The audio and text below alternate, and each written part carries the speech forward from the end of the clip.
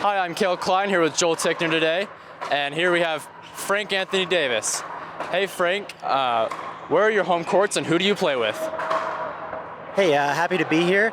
I'm from Bridgeton, New Jersey, which is all the way on the East Coast, and I play with a bunch of players in our local town.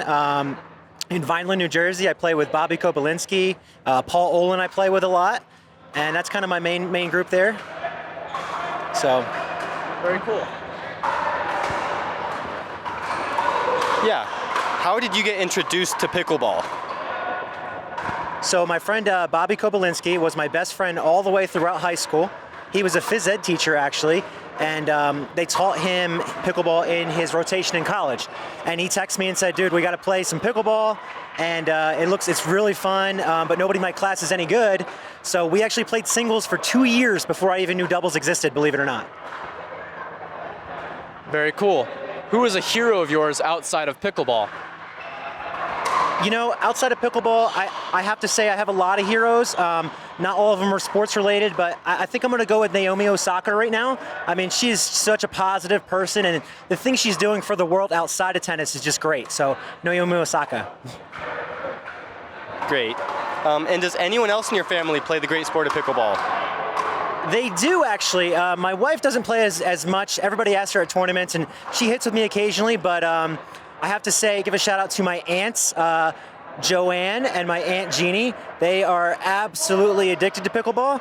And my little sister Megan and her boyfriend Zach, they both play pickleball too as well. It's hard not to be addicted to this game. What is something you enjoy doing besides pickleball? So I actually have a pretty active life outside of pickleball. I'm a full-time electrical engineer, so I enjoy doing electrical projects and vehicles, but my main passion outside of pickleball is restoring our historic home with my wife. We do a lot of DIY construction, and we have an old house built in the 1930s that we're bringing back to life. That's very cool. Do you have a favorite pickleball memory or win? I think I will go with win. My favorite pickleball win, 2019 Nationals, which at the beautiful Indian Wells. I mean, it's an amazing facility.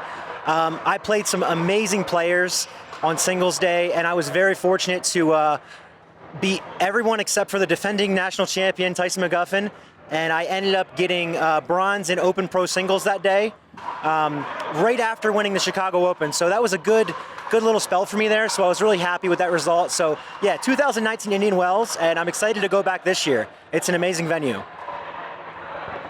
Okay, we're going to get a little controversial here. What's your opinion on the spin serve? Okay, spin serve. Should I say no comment? No, I'll give a comment. I think if you look at the way pickleball is designed, you look at how we have the 2 bounce rule.